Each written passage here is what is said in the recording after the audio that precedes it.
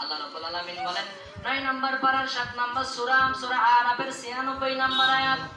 আল্লাহ রাব্বুল আলামিন বলেন লাউ আন্না আহলাল কুরা আমানু, যদি গ্রামবাসীরা, যদি গ্রামের লোকেরা আমানু ঈমান আনতো, তাকাও এবং আল্লাহরে ভয় করত, লাফাতাহস সামাই ওয়াল আরদ, তাহলে আমি আসমান এবং জমিনের মধ্যে বরকতের যত দরজা ছিল সমস্ত দরজাগুলো মানুষের জন্য খুলে দিতাম।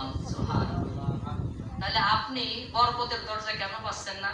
দুইটা শর্ত দিয়েছে। একটা, লাওয়ান্না আহলাল কুরা আমানু, যদি গ্রামের মানুষরা ঈমান আনে, ওয়াত্তাকাও, আর যদি তারা আল্লাহরই ভয় করে। কয়টা জিনিস বলেন তো?